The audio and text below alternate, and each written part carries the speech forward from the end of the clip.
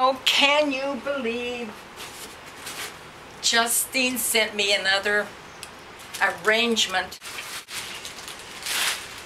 Can you believe this? It is a hibiscus plant, and it's to put on your patio. I think it's going to look nice right here.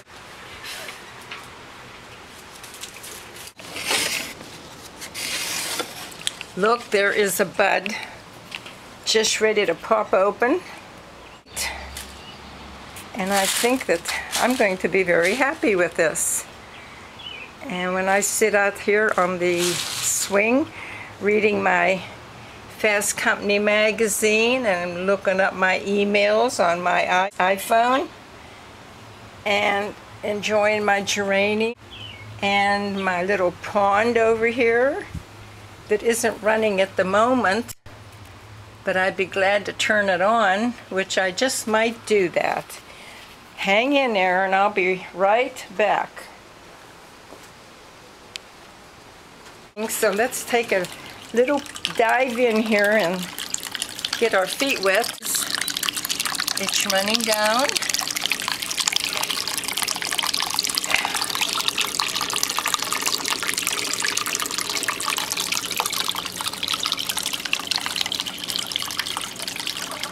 My little heron's gonna jump in there and get his feet wet on that. We got our basil seedlings, they're doing real well. Begonias blooming just beautifully. And my cactus is not doing too good. It didn't bloom yet, so maybe it's psyching itself up to bloom in the near future. And let's see what else we got. We got boxwoods. Got these little guys. These are forget-me-nots. And this is my mixed arrangement garden. And over here we have another mixed arrangement garden. A little bit of this, a little bit of that, a little bit of red sedum and begonias and stonecrop and all sorts of things are going to bloom white. I'm a big begonia. Yes, it's been a good year. Something nice is over here. It is I call it a 4-leaf clover, but it's only 3-leafed. But it does bloom all year long. And if you can get a hold of one of these, it might be called clivia, and a philodendron to fill in on the side here to hang down. If you get a chance, get a hold of one of these plants. Like I say, they bloom all year long. And you'll just go over here down past the golden privet. And my parsley plant is doing really well. We've been having parsley and dill and more boxwood. And here's the forget-me-nots. I hope you can see them. They're in full bloom. I have to kind of like get down on the ground to show these. And they're real pretty blue. I hope they show up on the video. I don't know. It's kind of bright over here. Maybe they're getting too much light. But anyway, it gives you an idea. And over here I have a little creature. And a little bit of watercress. The snails are really having a feast on that. Tomato plants. They're doing really nice, really nice. And over here I want to show you this golden privet. It is just blooming like crazy, and it is covered in bees. All varieties of bees. They just love this plant. You can see how pretty it blooms, and it just smells. It fills the whole yard full of an aroma that you wouldn't believe. And my Japanese maple that I just love. And my mum plant is, it's doing all right. It's not ready to bloom yet. I got a bunch of zinnia. Here's portulaca is ready to bloom. Comes up every year by itself. Portulaca. And this is my McCormick bush. That's what I call it. I got it from Mr. McCormick, who was gracious enough to give me a little stick to stick in the ground to start. And you can see that it started and it kept growing and growing and growing and growing and growing. And now I got the yard is just full of it. And here is my holly tree, which is doing quite nicely. And in the fall, well, late fall, near Christmas, it gets covered with red berries that the birds just love. Over here I got a little bench to sit on, and underneath we have more begonias and a beautiful blue flower. Over here I got a little ground cover, are going to be sweet peas and my beautiful white flower. I'm just now, and I have to fill up my little bird feeder here. This little guy has a big appetite. Got some foxglove, and I got a heather grass, and more boxwood, and here's a bleeding heart. It's just as pretty as ever. It's a Jacob's ladder, the stairway to heaven. Well, and this is sedum, and when it blooms, the bees come around like you wouldn't believe. And over here it's just like hedges and my dogwood tree and my little cool spot down here under the tree. And up there we have a garden and some peonies, and here's a little birdhouse. He's nestled in the top branches of this dogwood tree so that away from everybody. Over here is a stone crop plant, which is really nice. I got this for $2 at the nursery. I was at some nursery anyway. Here's a pretty little flower here. And a lot of this stuff's already bloomed out. And there's another birdhouse. And my little wind chime. It's not very windy today, but it sure is hot. You can see it has little bells on it. It's just the sweetest thing you can imagine. And up here is just an assortment of plants. Here is a false indigo, and it's getting seed pods on it. Here's a seed pod right here, and then another up here. And it gets to be pretty nice size. Gets beautiful blue flowers on in the early spring. Over here is more McCormick plant. And here's a sage that I use for soup.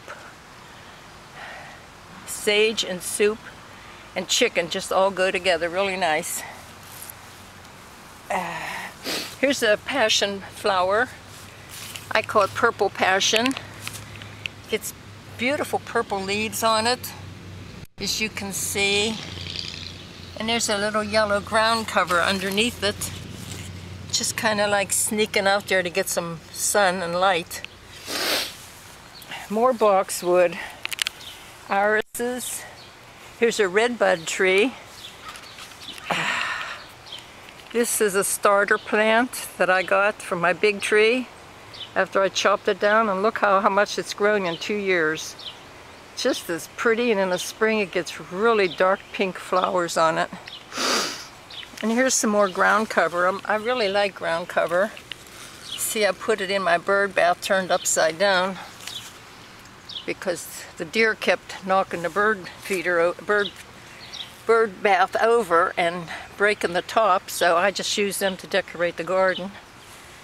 And this is going to be a really pretty purple flower. I forgot the name of it too. Here's a peony that's seen its better days. And here is that yellow flower up close. And oh, here's that purple flower I was telling you about. Yeah, see, it's getting these little spikes on it, and they get real tall and purple and real dark color. And look at this ground cover is blooming. This is another bird bath, seen better days.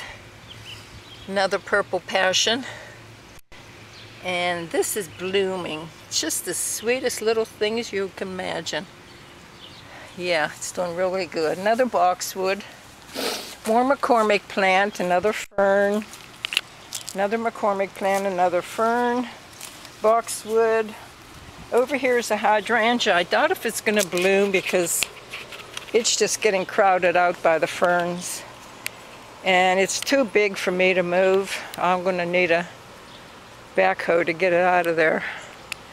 And over here is a mishmash of just about everything you can imagine. Here's a spirea, which is beautiful in the spring. And a lot of sedum plants.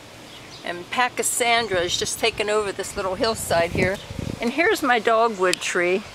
You can see how it's getting real tall. It's growing up into the neighbor's pines. Getting hard to breathe out here. The pollen is so bad today. And here's some more, just anything that I don't want, I just throw it in here and it grows. Look at that pretty grass. Isn't that nice? Mixes in nice with the sedum and the fern. That was my mom's plant. And this is a stilby. You can see how pretty it looks. Here's a rhododendron. That's growing down here by my little angel. See how pretty it is? It comes up every year by itself. It's a nice plant for the garden. Doesn't take much care. Here's a little begonia. Begonia. Marigold. Ivy. Oh, this ivy is, yeah, it's taken over. And look at that purple passion, how pretty it is. Real dark green. Looks nice in there with the rocks and the dogwood. Yeah, you're right, another dogwood. And I built this little wall years ago. And I got a little ditch dug here to catch the overflow water so it doesn't go down in our base there. The water won't go. And the ditch goes all the way down here. This is my hosta bed down here. Other trees growing here. And this tree is getting really, really big. You can see there's no growth in the middle, in the center. And you know what? It's going to take over the whole front yard pretty soon. You can see, and right alongside of it is another one right up next to the house. And look, there's a bird nest up there. Can you see it? Oh, look at that. A bird nest up there. Oh, and he's got all kind of stuff in there, yarn and wire. Now in this tree here, I want to show you, there's another year I had a little bird fall out and I kept it for a while, but it just finally died. So that didn't go too well. It's Hosta ricinus, or a castor bean, which is, the seeds are poisonous, and there's a fern. More ground cover, which is really nice. I got it for my daughter. I snitched it from her yard one time when she was working, and it just filled in this really, really nice. It's right up to the neighbors. There are invasive vines taking over these trees. I told them about it, but you know, some people just don't care. Now this hosta is blooming. They're really pretty blooms. A lot of people cut the blooms off. They just like the greenery. And you know, this year I put coffee grounds all around the bottom, and the snails haven't been eating it. So my big stone, which is very heavy. And here's a beautiful hosta. And there's a variegated hosta. Ferns, two different varieties of ferns. This one's doing really nice. Here's a little boxwood. And in there where all the ugly stuff is a McCormick plant, and grasses, and fern, and sweet woodruff, and privet, and even a burning bush, but they are so slow growing. I don't know if it's ever going to get big. It's about 2 years and that's all it's grown, but it's so dry in this area. And down here is more of the same, and I'm going to back up now so you can see everything that's in there. And down here on the other side of this little plant which is really, really bright colors.